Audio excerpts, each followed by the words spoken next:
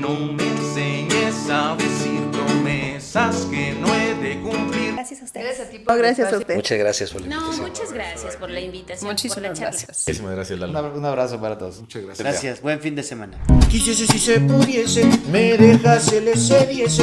Muchas gracias a ti. No, pues gracias por la invitación. Muchísimas gracias, por Eduardo. la invitación y pues un saludo para todos. Caminante son tus huellas el camino y nada más. Caminante no hay camino, se hace camino al andar. Eduardo, honrado de estar aquí. Gracias a ti, Eduardo. Ay, muchas gracias. Gracias. Muchas gracias. Mi piace bello,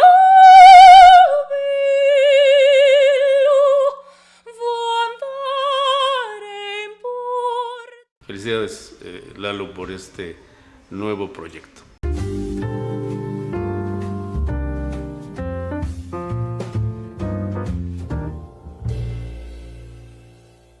Germán Montalvo, nuevamente bienvenido, gracias por estar conmigo. La semana pasada conversábamos pues acerca de muchos temas, la charla se fue por diferentes vertientes, se bifurcaba, de repente hablábamos de educación, de repente hablábamos de arte, de cultura, de aquel boom de los años 70s, 80s, donde la vida te puso en el momento adecuado y en el lugar adecuado para convivir pues con las personas que desarrollaban realmente la cultura de este país. Tú elegiste tu camino por la parte del diseño gráfico, del diseño editorial, y al final aterrizábamos en un concepto que me parece fundamental para poder entender cualquier actividad humana, no solamente el arte, sino cualquier actividad humana por humana misma. Y tú decías, es la inspiración, hacer las cosas inspirado. ¿Cómo podríamos definir la fuente de esa inspiración? Pues yo la asocio mucho a la mística. ¿Sí? Si tienes mística, si tienes fe, ya es una gran motivación. Es decir, no puede haber inspiración si no hay motivación. Claro. ¿Sí? Una lleva a la otra. ¿Qué te motiva? Bueno, pues te motiva el que estás leyendo y que entonces cuando estás leyendo dices, ya, esto es, subrayas y dices, esta es la esencia. ¿Sí? Ahí hay una primera motivación visual. Sí. ¿No? Y sigues leyendo. Terminé de leer un libro que se va a publicar en los próximos días para Ediciones Era, ¿sí? De David Toscana, que se llama Lontananza. ¿Sí? Es un pequeño libro y es una maravilla. Es decir, lo leí, pues yo creo que me tardé, pues, 6 horas. ¿Sí? Es un libro corto, ¿sí? Y lo disfruté muchísimo. Conforme lo iba leyendo, iban apareciendo las imágenes, hasta que dije, bueno, pues aquí hay una imagen que predomina, ¿sí? Y esa imagen que predomina es un símbolo. Es decir, la palabra se convierte ya en símbolo, en representación visual, ¿sí? Pero hay maneras de representar. ¿Cómo lo vas a representar? ¿Sí? En términos ya generales o en términos particulares, ¿sí? Dices, no, en términos particulares, porque en términos particulares el símbolo agarra, se potencializa, ¿no? Y entonces nada más agarré un fragmento de ese gran símbolo para poder convertirlo en, más bien para poderlo potencializar, ¿sí? Empoderarlo visualmente, de tal manera que frente a la gran cantidad de imágenes que puede haber en una librería, esta imagen de esa portada tenga su propio poder, esté empoderada desde ahí, ¿no? Y que también tenga una cierta empatía, ¿no? Porque no hay que olvidar que quienes hacemos diseño gráfico, pues estamos haciendo comunicación visual. Claro. ¿No? Y es ahí entonces tú me preguntabas, ¿cómo? Pues tiene que haber una motivación. La gran motivación te la da la lectura.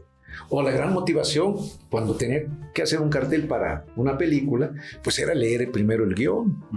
Y muchas veces nos invitaban al rodaje, ¿sí? Y al final nos invitaban a ver cómo se estaba editando la película en un, digamos, con un equipo ya muy, muy específico. No podía haber nadie más que los que estábamos involucrados en el proyecto de la filmación. en mi caso del diseño del cartel y del pressbook, en los estudios Churubusco nos encerraban a ver los avances de la película y decían, ya está. ¿Sí? Pero muchas veces no había tiempo. Por ejemplo, el cartel de La Tarea, en una semana tenía que estar impreso porque se tenía que ir. Esa película se presentó en el Festival de Berlín. ¿Sí? Entonces me sentaron ahí en una sala solito en los estudios Churubusco, la vi, y en paz descanse el productor Manuel Barrachano Ponce y también el gran director Jaime Humberto Hermosillo me dijeron, tienen que estar una semana porque nos vamos a llevar el cartel y el pressbook al Festival de Berlín, ¿no? Claro. Porque hay una motivación, ¿sí? Pero fíjate, esa motivación surge de otra expresión artística, ya fuera el cine o ya fuera la literatura. Entonces, pareciera que la motivación de un artista o de un creador va a ser producto de otra creación. Y si te vas hacia atrás, esto podría parecer infinito. Sí. Es decir, siempre la actividad cultural va a motivar al otro. Va a ser una cadena de motivos. Y va a dar un cauce, va a dar una corriente a los motivos de los siguientes artistas. Y eso lo va a convertir en un continuo, en una línea. Sí, yo todo esto lo podría resumir también, Eduardo, en actitud. ¿Sí? Si tienes actitud, entonces hay comunicación. ¿Sí? Si no hay buena actitud, hay chaplatana, se apachurra. Hay una especie de barrera que no permite que la comunicación fluya. Si tú llegas con una sonrisa y dices, ¿qué tal? Buenos días, señorita. ¿Sí? ¿Me podría vender un boleto porque voy a la Ciudad de México? Es decir, ya sabe lo que quieres, ¿no? Sí. Para mí, la cordialidad es una religión. ¿Sí? Esa es mi religión. Claro. Mi religión es la cordialidad. ¿Sí? Y entonces esa es una gran motivación para que a partir de ahí se pueda dar pues una comunicación. Hay otro rasgo, otro aspecto humano importantísimo en el cual creo que también la motivación y la inspiración son los ingredientes fundamentales y que también, insisto, me enterco en decir que se están perdiendo. Me refiero a la práctica de los oficios. Ah, claro, sí. ¿Cómo no? Los oficios anteriormente tenían una dosis de arte, de artesanía, de creación muy importante y eran respetados de esa manera. Actualmente, por desgracia, muchos oficios o muchos practicantes de los oficios los han abaratado en el sentido de que ya no encuentras esa esencia, esa inspiración en la creación de ese objeto que se hizo a través de un oficio. Desde la reparación de un zapato, la fabricación de un mueble, lo que sea, pareciera que es en serie, que es al trancazo, que es porque sí. Sí. Tú también has hecho un esfuerzo muy importante en tu vida por rescatar los oficios como eran anteriormente, con esa dosis necesaria de inspiración. Sí, ahora estamos trabajando en un proyecto que ya pronto vamos a dar a conocer, pero el proyecto está basado, o nuestra intención es que esta sea una escuela de diseño, arte y oficios, pero los oficios desde los altos oficios, ¿sí? No solamente el oficio, sino es una escuela de altos oficios, ¿sí? Porque hay que exigir, ¿no?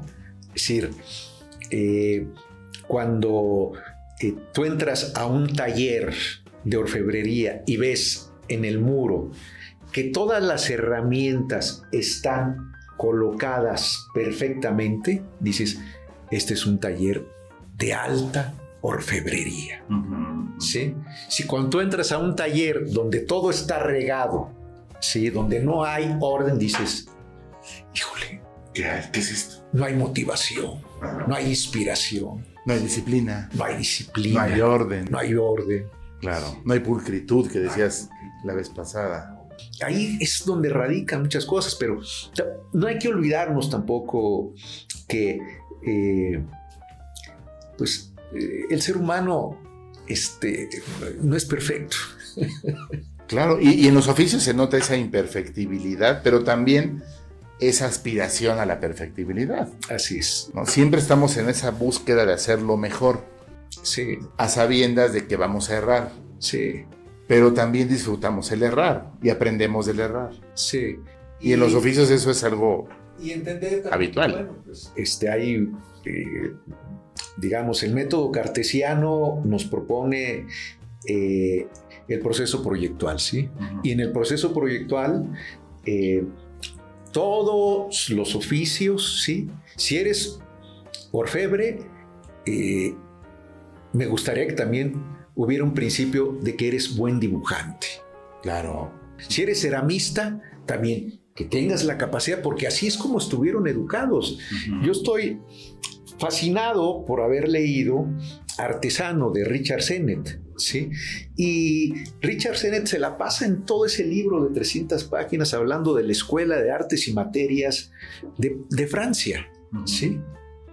Y no hay que olvidar que quien hace diseño, quien hace arte, tiene que pasar por un proceso proyectual, y ese proceso proyectual es el que te va a permitir, pienso, luego existo. Claro. Y siempre acabas de tocar un punto importantísimo.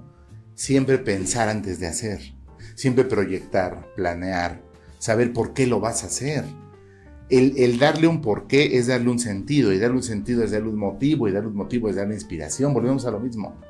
Y carecer de esas partes, de estas pautas iniciales, es quitarle completamente la inspiración, y entonces es hacer algo por hacerlo. Si llegas a un punto en el que entras en la autocomplacencia y ya, ¿sí? O quieres, pues resulta fácil, puedo complacer a las personas con estas imágenes, ¿sí? Que son de tendencia, y la tendencia es algo peligrosísimo. Claro. ¿No? Porque es un arrastre. Así es. Y te quitan autenticidad, y te quitan individualidad, y te meten en una masa. Miles Davis decía, que es uno de mis máximos, decía, hay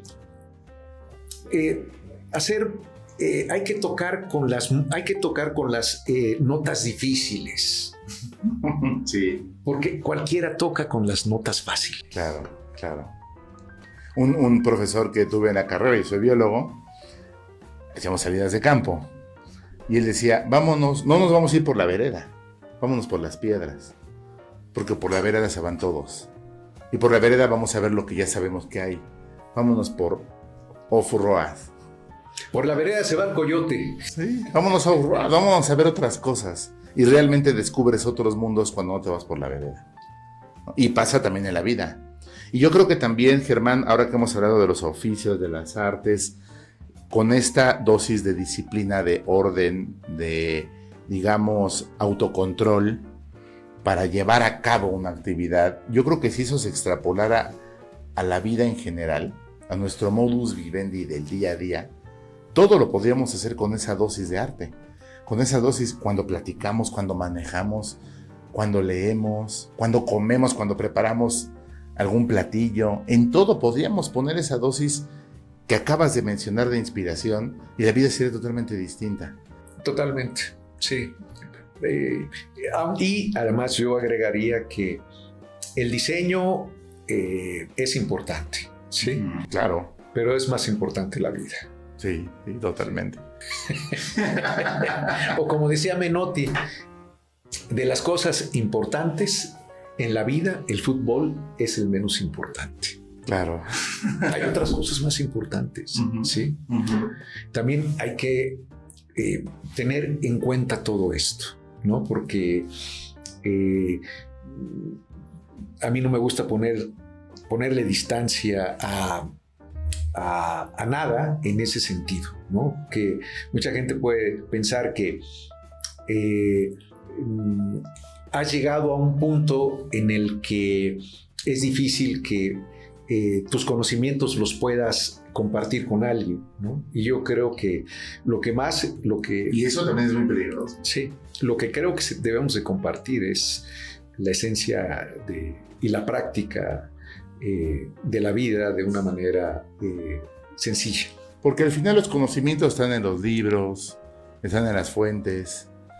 La forma de aplicarlos, la forma de ponerlos en práctica, la forma de vivir es lo que esperamos de un maestro. Y eso es lo que haces tú en tus clases en la UNAM, eso es lo que haces con tus estudiantes, eso lo haces con tus amigos, con las personas que te rodean. Tratar de contagiar esa inspiración es la mejor forma de enseñar. Yo creo que ese debería ser el concepto principal de la enseñanza, el contagio de la inspiración. Pero para eso necesitamos que los profesores mantengan la inspiración y también desgraciadamente se ha ido perdiendo. Pero ese seguramente es un tema del cual pues, nos llevaría varias horas o días o vidas discutir y debatir, mi querido Germán. Claro que sí, con mucho gusto, cuando sea posible. Claro que sí, Eduardo. Pues agradezco mucho por esta y por la charla anterior, y pues cuando esté lista esa escuela, ese centro de diseño, de arte y de oficios, pues vamos a estar encantados en irlo a conocer, en aprender de él y en tenerte aquí nuevamente para que nos cuentes al respecto. Claro que sí, Eduardo. Gracias.